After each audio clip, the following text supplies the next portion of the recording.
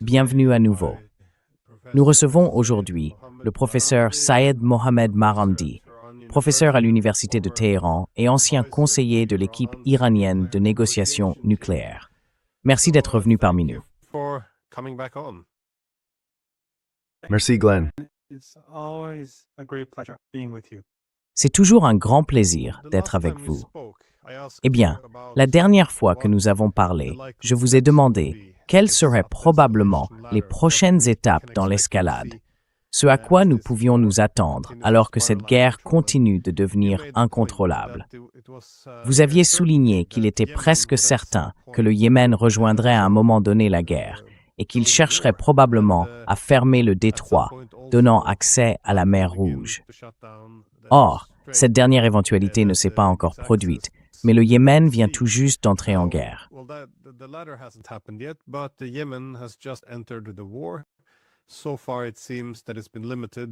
Jusqu'à présent, il semble que cela se soit limité au lancement de missiles balistiques sur Israël. Cependant, sa participation, en termes de cibles et d'objectifs, pourrait bien sûr également s'intensifier. J'ai donc pensé qu'un bon point de départ serait de vous demander comment vous évaluez l'importance de l'entrée du Yémen dans la guerre. J'ai entendu certains commentateurs américains dire qu'il pourrait s'agir de l'escalade la plus importante du conflit. Mais à quel point est-ce vraiment important? Et que pourrait-il faire d'autre alors que la guerre continue de devenir incontrôlable?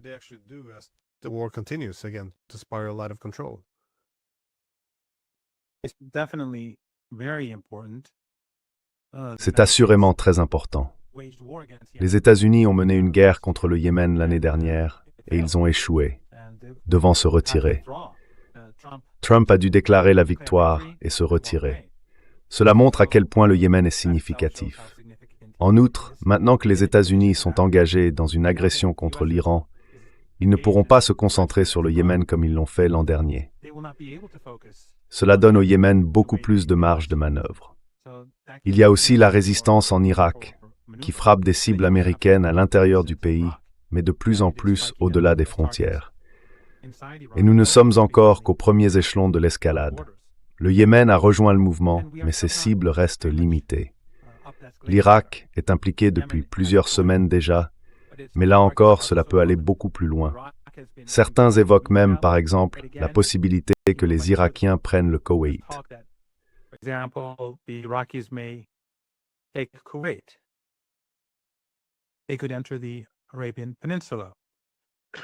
Ils pourraient pénétrer dans la péninsule arabique.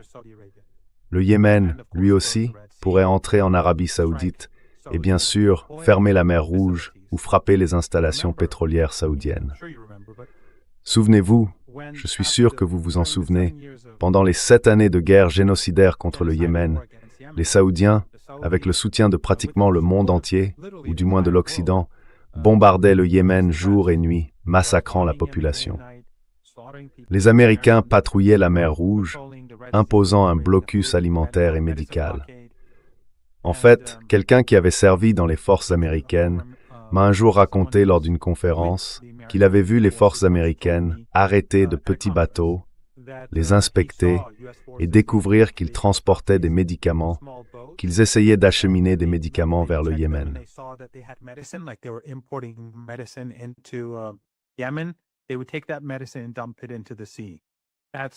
Ils prenaient ce médicament et le jetaient à la mer. C'est le genre d'étranglement auquel ils étaient confrontés. Même le Qatar et la Turquie soutenaient cette guerre génocidaire jusqu'à ce que les Saoudiens et les Émiratis lèvent le blocus contre le Yémen, puis ils se sont détournés. Ainsi, malgré tout ce soutien, les Saoudiens ont tout de même échoué après 7 ans. En fin de compte, ce qui a conduit au cessez-le-feu, ce furent les puissantes frappes du Yémen contre les installations pétrolières et gazières saoudiennes. Aujourd'hui, le Yémen est bien plus fort. Il pourrait facilement détruire les installations pétrolières saoudiennes et couper complètement les importations saoudiennes depuis la mer Rouge. Il peut imposer un blocus sur la mer Rouge, frapper les Israéliens et viser les actifs américains dans l'océan Indien.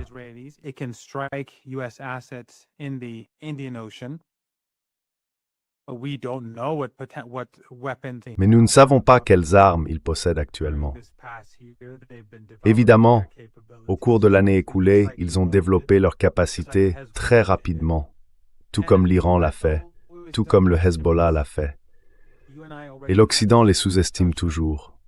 Toi et moi en avons déjà parlé à de nombreuses reprises, de la façon dont tout le monde disait que le Hezbollah était vaincu, qu'il n'était plus une force majeure.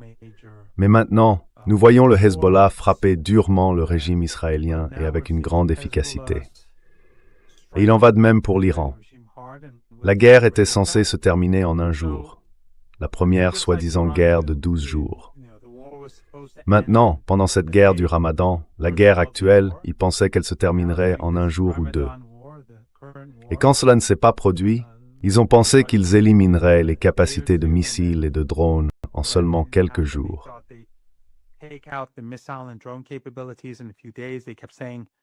Ils n'arrêtaient pas de dire qu'ils réduisaient le nombre d'attaques de l'Iran.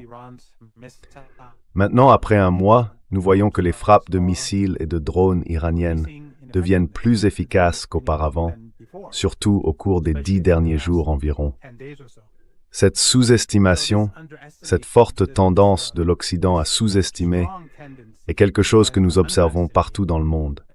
Ils ont sous-estimé le Yémen, ils ont sous-estimé le Hezbollah, ils ont sous-estimé l'Iran et bien sûr l'Irak. Nous ne savons pas quel potentiel le Yémen possède, mais je suis sûr qu'il est bien plus grand qu'avant. Et ce n'est pas une bonne nouvelle pour les États-Unis. Mais sur l'échelle de l'escalade, il nous reste encore beaucoup de chemin à parcourir. Si les États-Unis intensifient, si le régime sioniste intensifie, ce camp intensifiera aussi.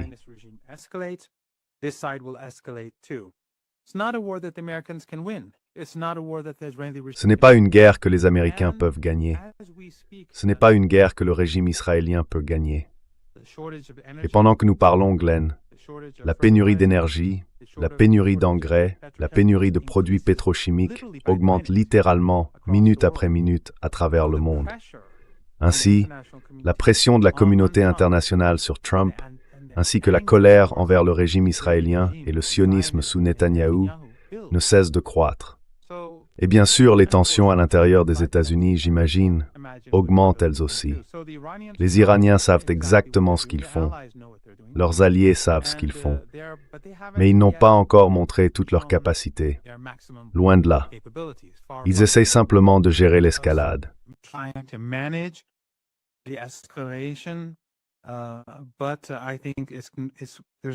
Mais je pense qu'il ne fait aucun doute qu'ils ont la supériorité en matière d'escalade. Et tu sais, Glenn, une chose à laquelle je pensais encore hier, et en fait j'y ai réfléchi à plusieurs reprises au cours de la semaine dernière, c'est que les États-Unis auraient pu emprunter une voie complètement différente. Il y a environ 10 ans, un livre intitulé « Going to Tehran » a été publié. Je ne sais pas si tu l'as déjà vu. Il a été coécrit par Flint Leverett et Hillary Leverett. Ils ont travaillé à la Maison-Blanche. Flint était responsable du Moyen-Orient au Conseil de sécurité nationale et Hillary dirigeait la section du Golfe Persique. C'est là qu'ils se sont rencontrés d'ailleurs et se sont mariés. Hillary est juive, Flint est catholique.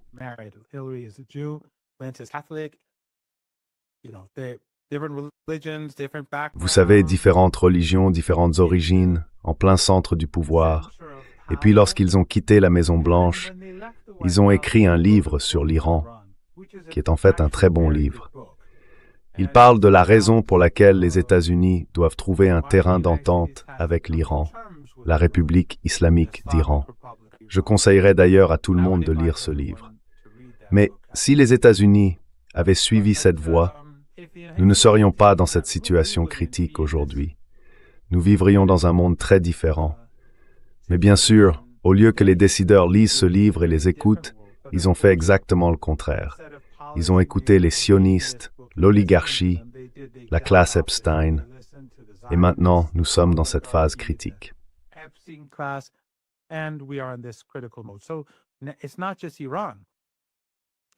Ce n'est donc pas seulement l'Iran, c'est l'Axe. Et maintenant nous voyons l'Axe démontrer réellement ses capacités. de la Méditerranée à la mer Rouge, en passant par l'Irak et l'Iran. Le potentiel existe pour provoquer une catastrophe pour les États-Unis. Nous voyons déjà l'Irak expulser les forces de l'OTAN, les forces américaines se retirer. Une forme de libération est déjà en train de se produire là-bas. Ainsi, l'entrée du Yémen dans cette guerre, même s'il ne participe pas encore activement, sauf par des frappes de missiles contre le régime israélien, a un potentiel énorme. Et si l'on fermait simultanément le détroit d'Ormuz et la mer Rouge, alors je pense que la catastrophe pour l'Occident, je ne crois même pas qu'on puisse en mesurer pleinement l'ampleur.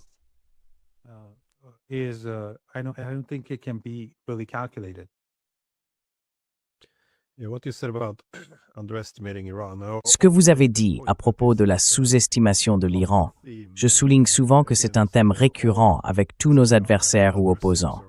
Nous sous-estimons toujours l'Iran, nous sous-estimons la Russie, nous sous-estimons la Chine. L'idée qu'ils puissent être brisés par des guerres économiques ou de véritables guerres est un phénomène intéressant, car c'est presque utilisé comme un test de loyauté. Il faut proclamer qu'ils sont extrêmement faibles et en même temps exagérer leurs menaces. Et si vous ne le faites pas, eh bien vous êtes perçu comme déloyal. Il y a donc cette sous-estimation obligatoire et en même temps une menace énorme.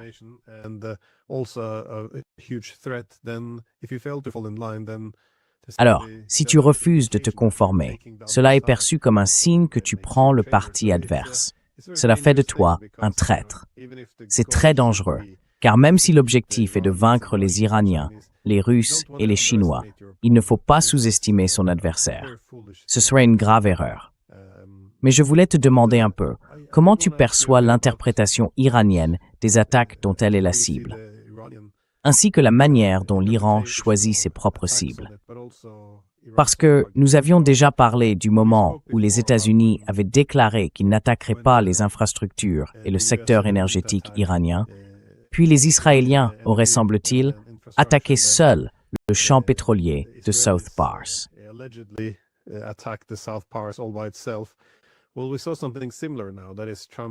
Eh bien, nous avons vu quelque chose de similaire à l'instant. Trump a proclamé, vous savez, nous allons fixer un délai de 48 heures avant de commencer à attaquer. Puis il l'a repoussé, prolongé à 5 jours, puis à 10, et soudain, Israël a commencé à attaquer l'Iran. Au début de cette période, les industries clés, comme l'industrie sidérurgique par exemple, ont été touchées. Et l'argument était, eh bien, ce ne sont que les Israéliens. Mais comment voyez-vous cela? Est-ce simplement une autre manœuvre diplomatique ou sont-ils véritablement liés? Je veux dire, comment évaluez-vous ces efforts constants pour prétendre vouloir une désescalade tout en intensifiant les hostilités?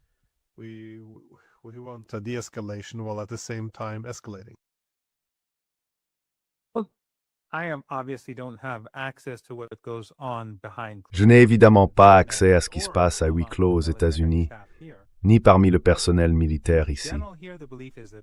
Mais en général, on pense qu'ils sont étroitement liés et qu'il est impossible pour Israël d'agir seul. Les analystes militaires en Iran, des officiers à la retraite qui apparaissent à la télévision ou écrivent en ligne, affirment qu'il est impossible pour les Israéliens de mener des frappes sans une coordination complète avec les Américains, et qu'il s'agit d'une opération conjointe. Ainsi, la frappe contre l'installation gazière de South Pars était un test. Comme les Américains et le régime israélien espéraient que l'Iran ne riposterait pas, même s'il avait promis qu'une attaque entraîne une réponse bien plus sévère, ils ont mis l'Iran à l'épreuve.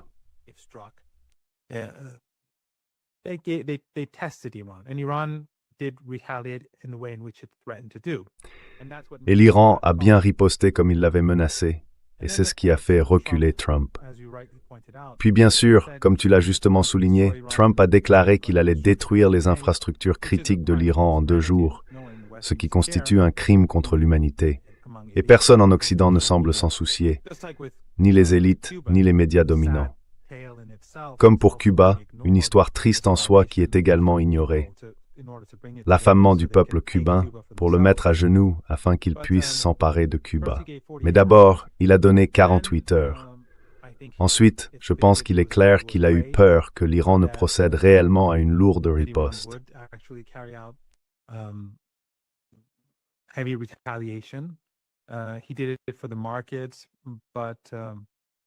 Il l'a fait pour les marchés, et bien sûr, il l'a prolongé de 5 jours supplémentaires, ce qui visait encore à contrôler le marché. Et cela s'est révélé assez efficace cette semaine-là. Le prix du pétrole a alors considérablement baissé.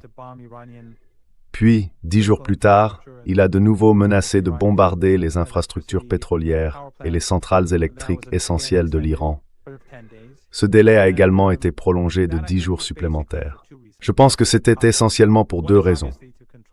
La première, évidemment, était de contrôler les marchés, car une riposte iranienne serait dévastatrice pour le pétrole et le gaz, ainsi que pour la capacité des Saoudiens, des Émiratis, des Koweïtiens et des Qataris à exporter à l'avenir.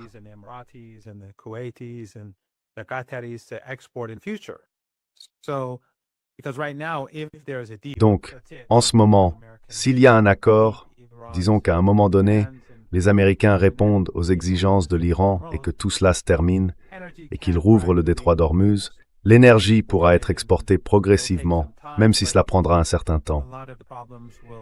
Mais beaucoup de problèmes diminueraient au bout d'un an environ, peut-être.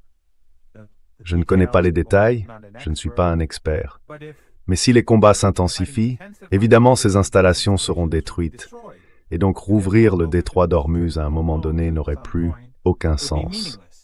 Je pense donc qu'il s'est encore ravisé, mais je pense aussi qu'il attend l'arrivée des troupes supplémentaires et qu'il veut ensuite lancer une offensive.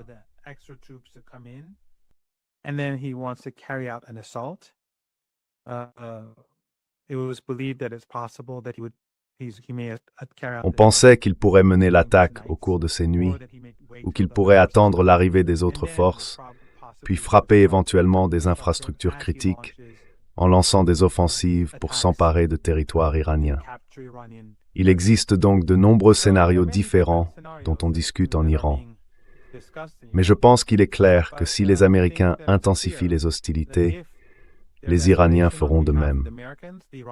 Il y a seulement quelques jours, lorsqu'ils ont frappé les usines iraniennes, les Iraniens ont riposté, ils ont détruit, ou du moins gravement endommagé, le complexe d'aluminium aux Émirats et à Bahreïn.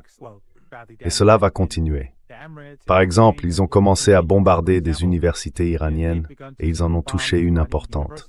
Les Iraniens déclarent maintenant qu'ils vont bombarder des universités américaines dans la région, des universités américaines et israéliennes.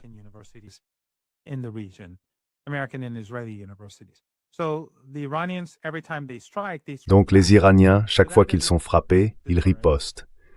C'est une forme de dissuasion.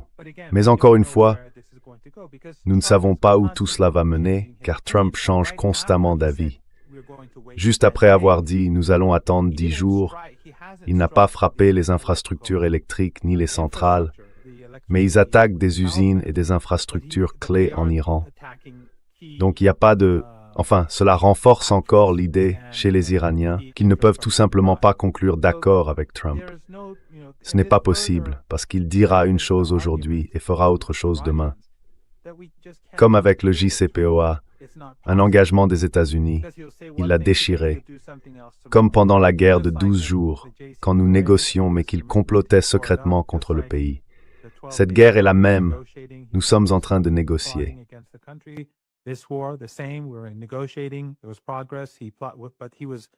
Il y a eu des progrès, mais il n'était pas sérieux. Maintenant, il dit, vous savez, nous n'allons pas frapper. Et ensuite, les Israéliens frappent. Et même si nous concluons que les États-Unis ne contrôlent pas la situation, c'est encore pire. Cela signifie que s'ils ne sont pas aux commandes, alors à quoi bon négocier?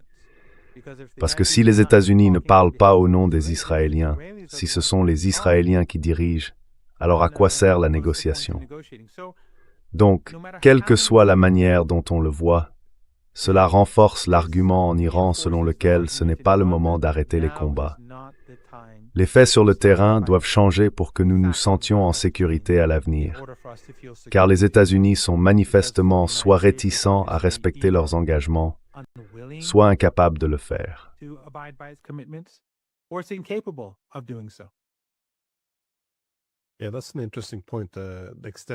Oui, c'est un point intéressant. Jusqu'à quel point les États-Unis contrôlent réellement la situation? On peut envisager deux hypothèses concurrentes. Soit Israël est aux commandes, poussant à l'escalade et entraînant les États-Unis plus profondément dans la guerre. Soit les États-Unis se servent simplement d'Israël comme d'un homme de paille, leur permettant de jouer le rôle du bon flic pendant qu'Israël joue celui du mauvais. Difficile à dire, mais je comprends ton point de vue. Au bout du compte, est-ce que cela change quelque chose si tu ne peux pas faire confiance à ton interlocuteur dans une négociation? Hegseth, lui, a soutenu qu'une frappe majeure aurait lieu bientôt, et il semble probable que cela serait coordonné avec l'utilisation de forces terrestres pour occuper un territoire, que ce soit le Yémen, des îles iraniennes dans le détroit d'Ormuz ou même le territoire iranien lui-même.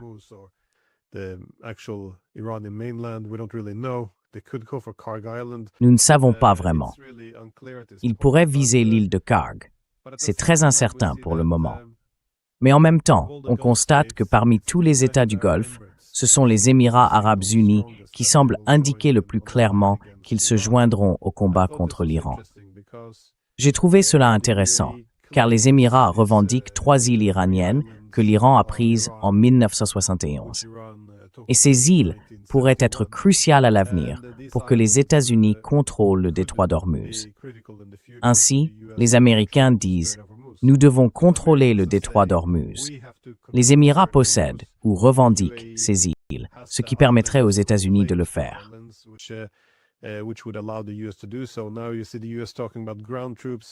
Maintenant, on voit les États-Unis parler de troupes au sol, et les Émirats arabes unis semblent très enthousiastes à l'idée de rejoindre la guerre.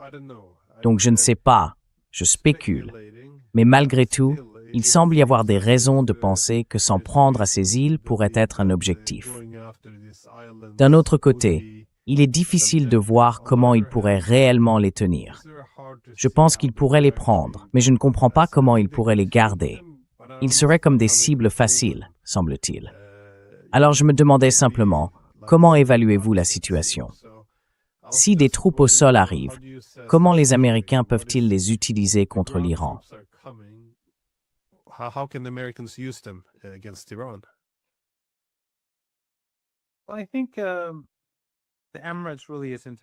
Eh bien, je pense que les Émirats ne sont vraiment pas importants. Aucun des régimes arabes du Golfe Persique n'est important. Ils ne sont pas capables de se battre. Les citoyens des Émirats arabes unis ne sont qu'un peu plus d'1 million. Ce n'est rien. Il en va de même pour le Qatar, le Koweït ou Bahreïn. Et l'Arabie saoudite. Nous avons déjà vu qu'elle n'a pas pu se battre contre le Yémen. Maintenant, compte tenu de la situation, ils ne peuvent pas du tout se battre contre le Yémen, ni contre l'Irak, la résistance irakienne ou l'Iran. En somme, c'est essentiellement les États-Unis. Ce que font les régimes arabes, c'est donner aux États-Unis la possibilité d'attaquer l'Iran. Ils leur permettent d'utiliser leur territoire, pas seulement les bases. Les Américains sont partout. Ils utilisent leur espace aérien, leurs aérodromes, leurs bases aériennes. C'est essentiellement le rôle qu'ils jouent.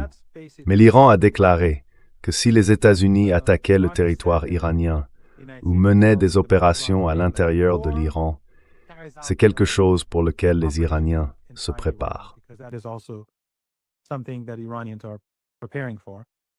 En fait, certaines personnes le croient. Ces discussions à propos de telle ou telle île peuvent être une tentative de détourner l'attention de l'Iran pendant que les Américains font autre chose. L'Iran se prépare. Il se prépare depuis, disons, au moins 2 décennies et demie.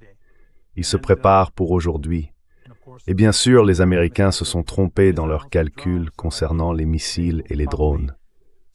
Je pense qu'ils découvriront probablement bientôt qu'ils se sont aussi trompés au sujet de la prise d'île, de la prise de territoire iranien, ou de la réalisation d'opérations de commando ou d'autres opérations spéciales en profondeur à l'intérieur de l'Iran. Mais le temps le dira.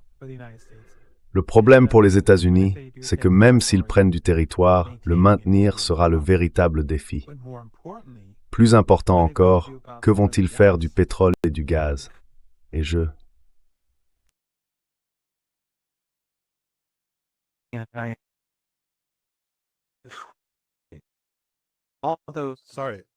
Désolé de t'interrompre. Tu disais qu'est-ce qu'ils vont faire pour le pétrole et le gaz, et puis tu as été coupé.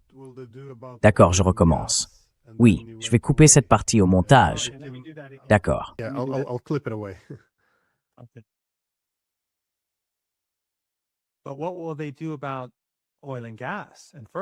Mais que feront-ils à propos du pétrole, du gaz, des engrais et des produits pétrochimiques? Si l'Iran ne contrôle pas le détroit d'Ormuz, tout d'abord depuis les rives du golfe Persique ou du golfe d'Oman, les bases de missiles et de drones se trouvent à des centaines de kilomètres à l'intérieur du territoire iranien, et elles sont nombreuses. Les Américains ont déjà échoué à les détruire, et rien ne permet de penser qu'ils puissent éliminer toutes ces bases. Si les Américains intensifient le conflit, les Iraniens détruiront les pétroliers, les installations pétrolières et gazières, ainsi que les autres actifs clés de la région du golfe Persique, appartenant à ces dictatures familiales arabes complices.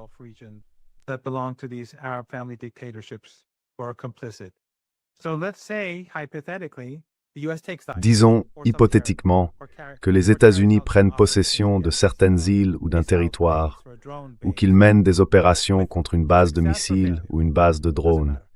Qu'ils réussissent ou échouent, peu importe. Cela n'ouvrira pas le détroit d'Ormuz, et cela n'empêchera pas l'Iran de détruire et de riposter en même temps.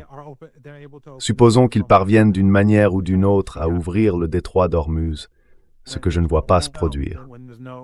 Quand il n'y a pas de GNL, pas de pétrolier, à quoi bon? Le prix du pétrole grimpera à $200 le baril, et alors nous assisterons à un effondrement économique. Et c'est quelque chose que nous avions déjà envisagé. Bien avant cette guerre, je disais que tout cela arriverait. Et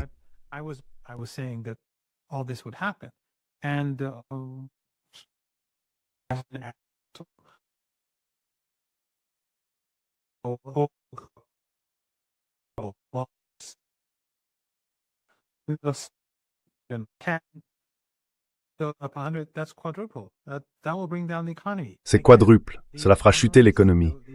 Encore une fois, ces analystes occidentaux traditionnels minimisent tout. Et en minimisant tout, on ne fait pas disparaître le problème. On se trompe simplement dans ses calculs. Comme pour la force militaire de l'Iran, comme pour le Hezbollah ou la Russie, comme vous l'avez souligné, ou la Chine, ou encore le Yémen et Ansar Allah, la résistance irakienne. Ainsi, toute attaque américaine sur le continent ou sur les îles mènera à une catastrophe encore plus grande, car il y aura davantage de destruction, une destruction bien plus importante. Et cela signifie que la crise pétrolière, la crise énergétique, la crise pétrochimique et la crise des engrais deviendront permanentes.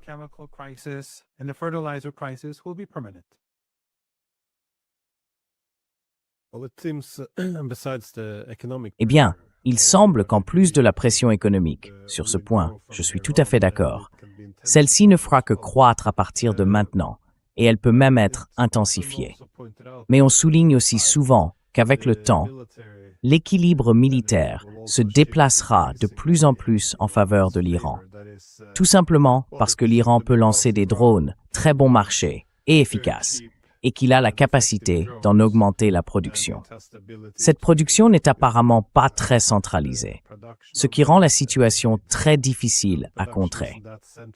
L'Iran continuera donc à avoir un accès massif à ces drones peu coûteux, tandis que les Américains seront contraints d'utiliser leurs missiles intercepteurs onéreux, valant des millions de dollars et dont ils disposent de peu d'exemplaires.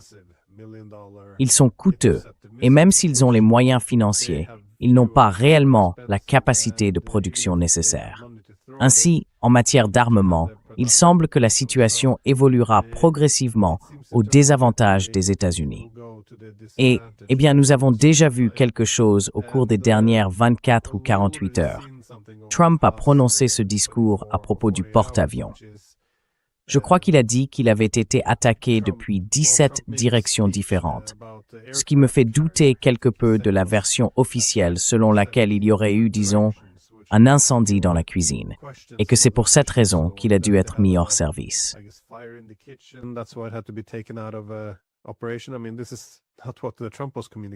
Je veux dire, ce n'est pas ce que Trump voulait dire.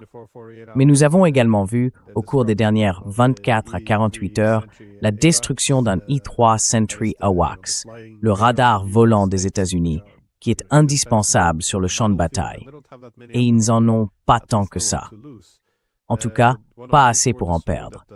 L'un d'eux a été détruit sur une base américaine en Arabie Saoudite.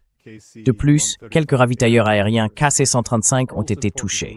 Ils sont essentiels pour le ravitaillement des avions de chasse ou des bombardiers, puisqu'ils doivent rester à une distance de sécurité de l'Iran. Alors, comment voyez-vous cela? Comment l'interprétez-vous sur le champ de bataille? Pensez-vous que les États-Unis deviennent plus vulnérables? Et à quoi vous attendez-vous dans les semaines à venir? Parce que vous savez, en particulier le Sentry AWACS, c'est une perte très douloureuse pour les États-Unis.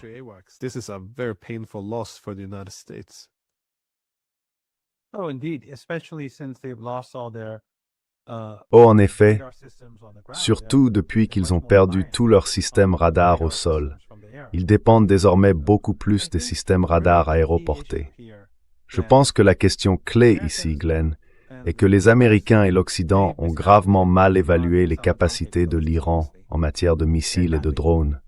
Mais s'ils entrent sur le champ de bataille au sol, ils ne semblent pas reconnaître que les défenses iraniennes seront déployées avec des armes qui n'ont rien à voir avec les missiles et les drones déjà utilisés. En d'autres termes, en plus de ces missiles et drones visant les Américains, il y aura une multitude d'autres systèmes d'armes et d'unités militaires ciblant les États-Unis, avec toutes sortes d'autres missiles dirigés contre leurs hélicoptères, leurs commandos et leurs positions sur le champ de bataille.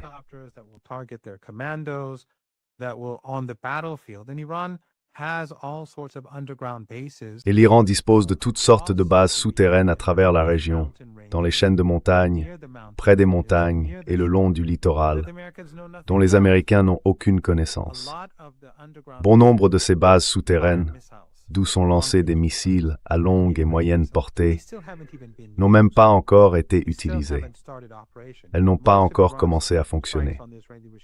La plupart des frappes iraniennes contre le régime israélien et les Américains dans le Golfe Persique proviennent d'un groupe spécifique de bases souterraines. Ainsi, tout comme les missiles et les drones actuellement utilisés existent dans de nombreux autres sites qui ne sont pas encore opérationnels, les Iraniens ont élaboré un plan complexe pour faire face à une offensive terrestre.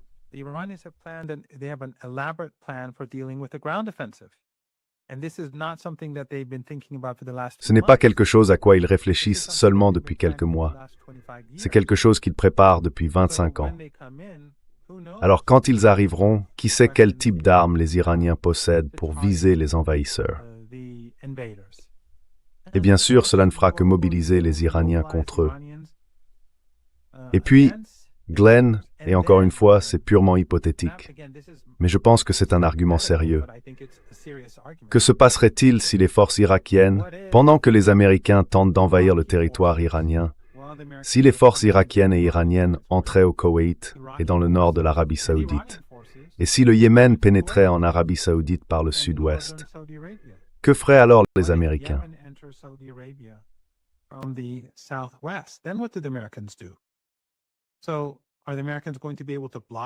Alors, les Américains vont-ils pouvoir bloquer l'Iran? Ils pourraient aussi se retrouver encerclés par l'Iran, car si celui-ci avance au Koweït et en Arabie Saoudite, cela déstabiliserait très rapidement ces dictatures familiales de la région du Golfe Persique. Et alors, où les Américains se replieraient-ils?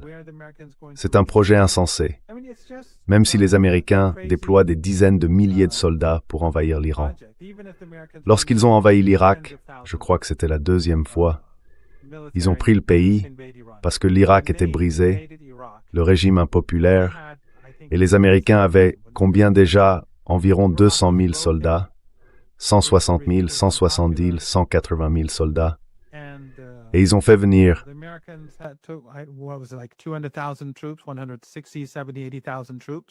des chars lourds, et ils ont tout amené dans la région. Ils utilisaient l'Arabie saoudite et tout cela. En réalité, le seul pays de la région qui s'est activement opposé à l'intervention américaine en Irak, à l'invasion de l'Irak, était l'Iran. Le chef du Hezbollah s'est exprimé à plusieurs reprises en arabe contre la guerre, en disant « Nous voulons la liberté face à cet homme, face à Saddam ». Mais il a également déclaré que, quoi qu'il en soit de Saddam, les États-Unis n'avaient aucun droit légitime d'envahir. Ainsi, tous ces pays aidaient les États-Unis à envahir l'Irak à cette époque.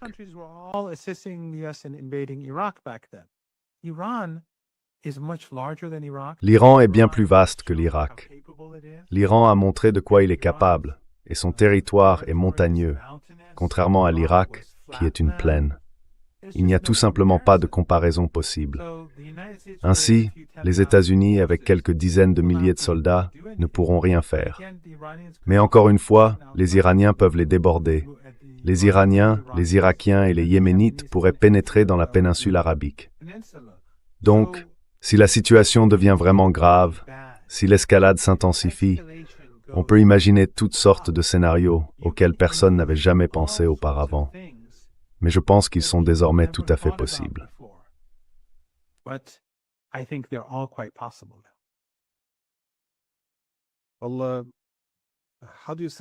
Eh bien, comment évaluez-vous la résilience du côté iranien?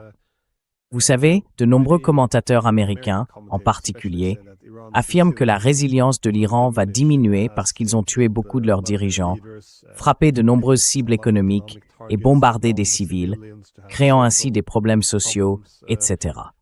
Que répondriez-vous à cela? Et aussi, si des troupes terrestres sont utilisées contre le Yémen, elles se trouveront dans une situation géographique plus exposée que les Iraniens. Mais malgré tout, sur la carte, le pays paraît très petit, même si sa population est d'environ 34 millions d'habitants. Je pense que l'Arabie saoudite n'en compte qu'environ 24 millions. Donc même si elle semble très vaste, c'est en grande partie un désert. Et je crois qu'environ 35 à 40% de sa population sont des expatriés. Quelle serait donc votre réponse à ceux qui suggèrent que le Yémen serait une cible vulnérable et que l'Iran n'aurait plus la même résilience?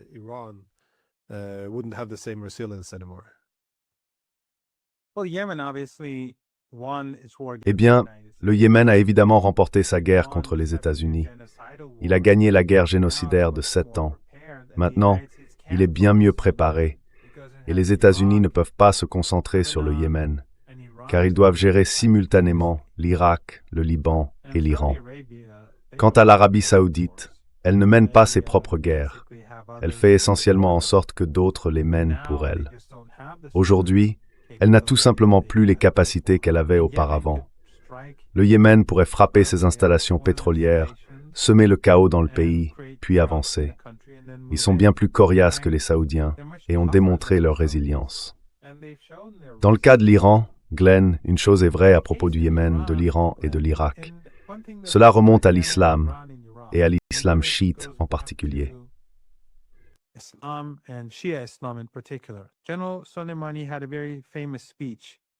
Le général Soleimani a prononcé un discours très célèbre dans lequel il a déclaré « Nous sommes la nation du martyr ».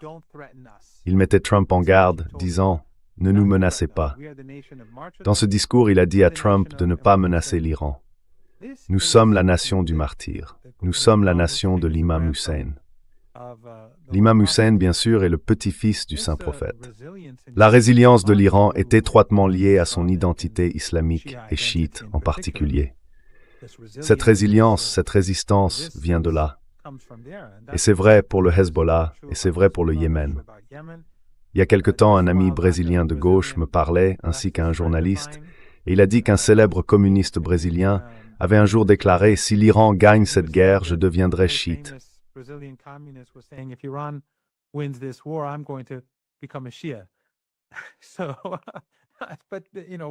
Donc, vous savez qu'il le fasse ou non n'a pas d'importance. Le fait est que cela montre simplement à quel point les gens du monde entier sont impressionnés par la résilience du peuple iranien. Ils étaient censés s'effondrer depuis longtemps. Je veux dire, lorsque le dirigeant l'ayatollah Khamenei a été martyrisé, Nous n'avons pas eu de dirigeant pendant une semaine. Pendant une semaine entière, le pays était dirigé conformément à la Constitution, avec le président, le chef du pouvoir judiciaire et un représentant du Conseil des gardiens à la tête. Mais ce n'est pas ordinaire. Durant cette semaine, c'était essentiellement les gens qui maintenaient le pays uni. Ils étaient dans les rues chaque nuit, par millions. Les choses étaient calmes et les forces armées ripostaient.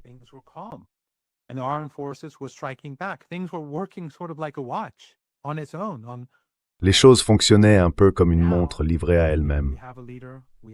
Et maintenant, nous avons un dirigeant. Nous avons un nouveau chef, le président du Conseil suprême de sécurité nationale. Tout est en place, comme autrefois. Ils ont largement échoué dans leur tentative d'assassinat, mais même s'ils parviennent à tuer des gens, ils seront remplacés. Cela fait donc 1 mois, et les gens continuent de descendre dans la rue chaque soir. En fait, hier soir, j'ai dû me rendre dans un studio très éloigné de chez moi, un studio vraiment lointain, pas comme celui où je suis maintenant. J'ai littéralement traversé Téhéran et dépassé 4 ou 5 de ces immenses rassemblements dans différents quartiers de la ville pour y arriver. Le fait est que les gens sont résilients. Nous avons subi de lourds bombardements hier soir, des bombardements massifs et tôt ce matin. Et les gens étaient dehors.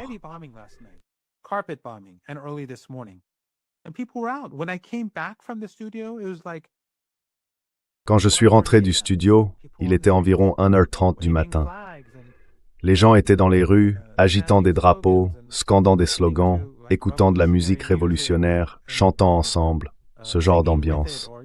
Non, cela ne va pas avoir. Les Iraniens sont préparés. Ils comprennent qu'il s'agit d'une guerre pour la survie, une guerre existentielle. Ils voient que nous sommes les victimes. Ils ont vu qu'après toutes ces années, l'ayatollah Khamenei avait raison, que les États-Unis sont tout simplement indignes de confiance. Ils ont vu comment l'Occident collectif provoque l'Iran, même ceux qui s'opposent à Trump. Ils vont diaboliser et provoquer l'Iran, que ce soit CNN, The Guardian, ou même des figures des médias semi-alternatifs, comme Mehdi Hassan et d'autres. Ils sont extrêmement hostiles envers l'Iran, même lorsqu'ils critiquent le gouvernement américain.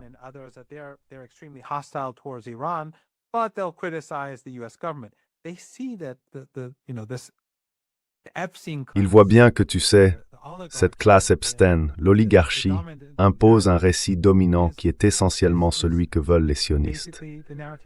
Donc la seule voie à suivre, c'est l'autonomie. Ne pas placer d'espoir dans les démocrates, ou, je ne sais pas, le Parti travailliste au Royaume-Uni, ou les Verts quelque part. Cela ne change rien. Les gens ici le comprennent. Et ce que l'Occident ne parvient pas à comprendre, encore une fois, c'est qu'il croit à sa propre propagande. Tu es allé en Iran, donc tu le sais. Les Iraniens savent exactement ce qui se passe.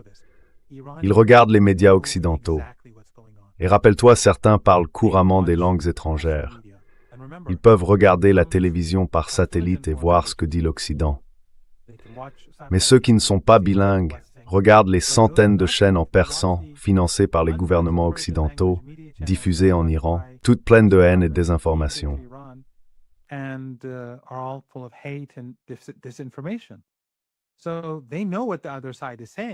Ainsi, ils savent ce que dit l'autre camp. Ce n'est pas comme s'il s'agissait d'une société fermée. Mais malgré cela, ils sont dans la rue. Malgré cela, quand nous n'avons pas eu de dirigeants pendant une semaine entière, tout est resté calme. On peut marcher dans les rues de Téhéran en ce moment, une femme seule, à minuit, à 1h du matin, et se sentir plutôt en sécurité. Je ne dis pas qu'il n'y a aucun risque, je ne sais pas, de vol, mais on peut se sentir assez en sécurité. Donc cette analyse repose sur leur propre modèle de propagande, des informations issues de leur modèle de propagande, de leurs récits, tout comme les capacités militaires de l'Iran, tout comme le Hezbollah. Je veux dire, le Hezbollah en est le meilleur exemple. On nous a dit que, après la chute de la Syrie et le contrôle de la Syrie par les États-Unis, nous avons des soldats américains à Damas, dans des hôtels de Damas, en ce moment, vous et Oetzfor, no maintenant.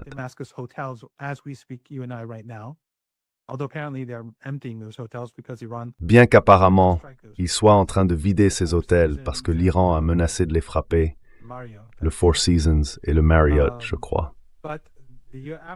Mais après que les États-Unis ont pris le contrôle de la Syrie par l'intermédiaire de leur mandataire Takfiri, et après le cessez-le-feu au Liban, avec le gouvernement libanais sous la pression américaine, travaillant contre la résistance, tout le monde en Occident, et beaucoup de gens dans la région, disaient que le Hezbollah était fini. Mais maintenant, le Hezbollah agit encore mieux qu'avant le cessez-le-feu. Ce sont donc des choses que l'Occident ne peut tout simplement pas comprendre, et il va devoir y faire face. Je n'ai aucun doute que lorsqu'ils frapperont, lorsqu'ils envahiront l'Iran, il y aura de la propagande de CNN. Ils diront « Nous gagnons, nous avons pris ceci ».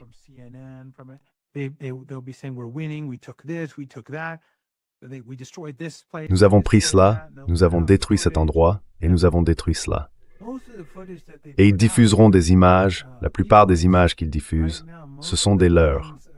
En ce moment, la plupart des avions qu'ils auraient soi-disant bombardés sont des leurs que l'Iran a détruits, des modèles achetés à la Chine.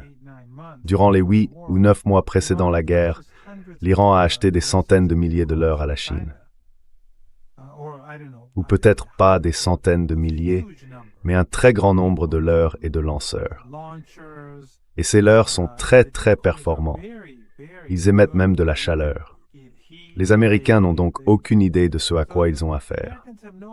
Les médias occidentaux, pendant 2 ou 3 jours, diront à quel point ils ont réussi, mais je pense qu'après une semaine environ, tout comme pour la guerre elle-même, il dînera restant à Bousman et tenir de calcul fautif.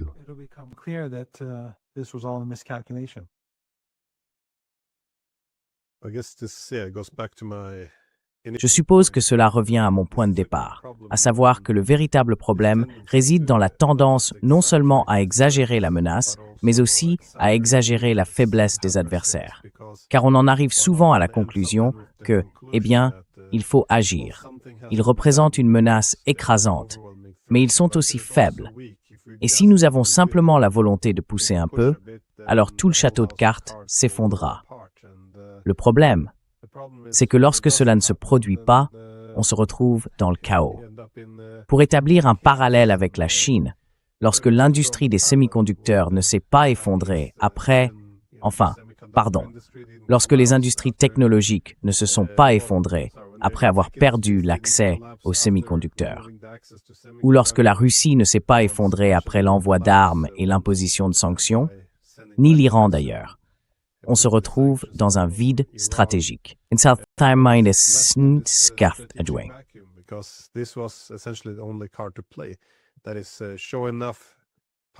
Autrement dit, montrer suffisamment de puissance et les adversaires s'effondreront. Donc, et toujours, cela vaut aussi pour tous les pays de petite ou moyenne taille bombardés au cours des 30 dernières années lorsqu'il n'y a pas de stratégie de sortie. Vous savez, c'est choquant de voir qu'on continue à faire la même chose encore et encore. Mais encore une fois, absorber cette erreur. L'attaque contre l'Iran. C'est quelque chose dont je ne vois pas comment on peut se remettre, car c'est une impasse, une voie sans issue. Je ne vois tout simplement pas de fin à cette guerre. Je suppose que je demanderais, voyez-vous d'autres possibilités que les États-Unis obéissant, je suppose, aux exigences iraniennes? Ou bien y a-t-il un point de rencontre quelque part à mi-chemin?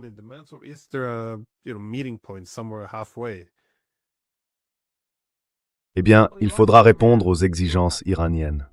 La manière dont elles seront satisfaites, la façon dont elles seront négociées, c'est une autre question.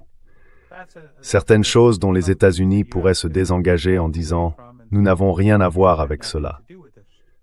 Par exemple, l'Iran exigera des réparations, et les États-Unis diront « Nous ne leur accorderons jamais de réparations ». Eh bien, l'Iran pourra les obtenir des Émirats, des Saoudiens, des Koweïtiens et des Qataris. Ce ne sera donc pas un problème pour les États-Unis.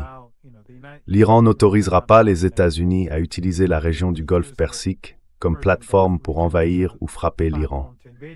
Les États-Unis pourraient dire « Nous n'accepterons pas cela ». Mais en réalité, l'Iran peut contraindre ces pays du Golfe Persique à ne pas accorder aux États-Unis l'accès dont ils disposaient auparavant.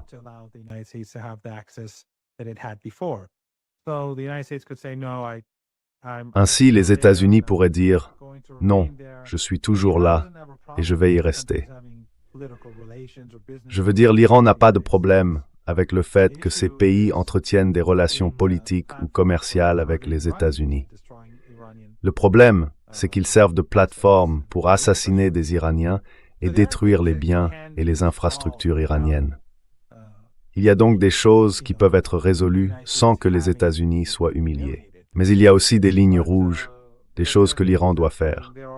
Par exemple, les alliés de l'Iran dans la région feront partie de l'accord. Il n'y a aucun doute là-dessus. Le Hezbollah devra en bénéficier, le Yémen devra en bénéficier, les Palestiniens devront en bénéficier, les Irakiens devront en bénéficier.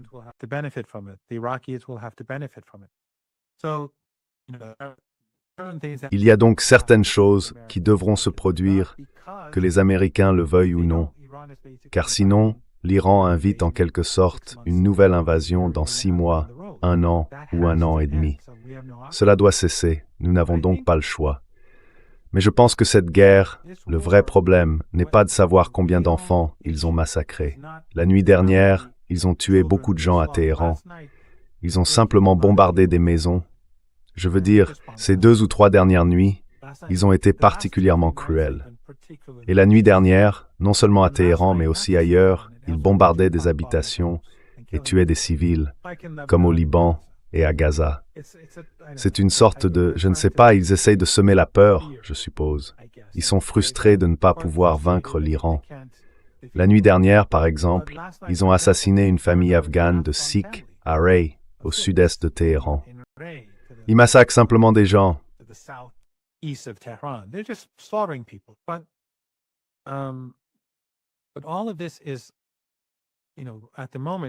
Mais tout cela, vous savez, pour le moment, coûte cher et met à rude épreuve l'armée et ses ressources. Mais cela, je pense, n'est qu'un spectacle secondaire. L'Iran peut détruire des actifs américains. Le véritable enjeu, ce sont le pétrole, le GNL, les produits pétrochimiques et les engrais. C'est là que les États-Unis sont en grave difficulté. Si les prix s'envolent, et que le Yémen frappe également les installations saoudiennes, alors je ne pense pas que la guerre soit encore soutenable. Les États-Unis devront s'arrêter, car il y aura une dépression économique, et je pense qu'il y aura de graves troubles aux États-Unis. Je pense aussi que les États-Unis n'auront plus l'argent nécessaire pour soutenir la guerre.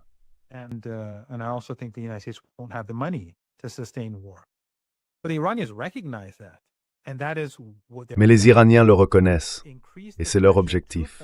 Augmenter la pression jusqu'à ce que les Américains disent « D'accord, trouvons une solution qui convienne aux Iraniens ». Et encore une fois, cela peut être négocié d'une manière que les Américains accepteraient, à mon avis. Cela me rappelle le livre Going to Tehran, que je recommande à vos téléspectateurs de lire, écrit par Flint et Hillary Leverett. Les Américains auraient pu avoir un tout autre type de relation avec l'Iran. Ils expliquent l'histoire de l'Iran et abordent de nombreux mythes ainsi que la diabolisation de ce pays. Cela aurait pu être complètement différent.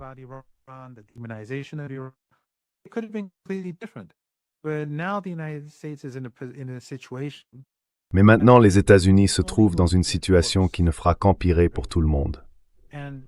Bombarder l'Iran dans l'espoir que la population s'y soumette n'a jamais fonctionné auparavant, et cela ne fonctionnera pas davantage aujourd'hui.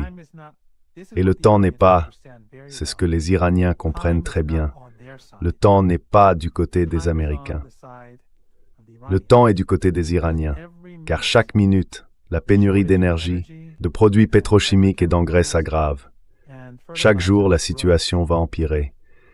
La semaine prochaine, je suppose que les marchés commenceront à en tenir compte.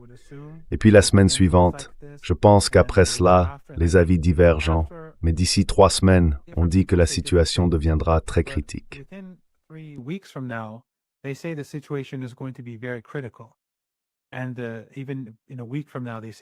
Et même d'ici 1 semaine, on dit que la situation va devenir assez grave. Il faut garder à l'esprit que les navires transportant du pétrole, des engrais, de l'énergie et des produits pétrochimiques, beaucoup d'entre eux mettent des semaines à atteindre leur destination et il faut ensuite encore quelques semaines pour que tout arrive sur le marché. Ce n'est que maintenant que les effets commencent à se faire sentir. Les gens parlent de quelques pénuries ici et là et de la hausse des prix, mais très bientôt, la situation va devenir très difficile. Et les Iraniens le savent. Les Iraniens ne veulent pas de cela. Ils n'ont pas déclenché la guerre. Mais la seule façon de stopper les Américains, c'est d'augmenter la pression pour qu'ils reculent. Et je pense que très bientôt, cette pression va se faire sentir de manière très forte.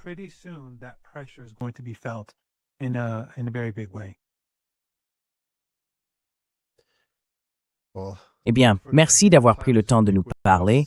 Et oui, prenez soin de vous. Stay safe.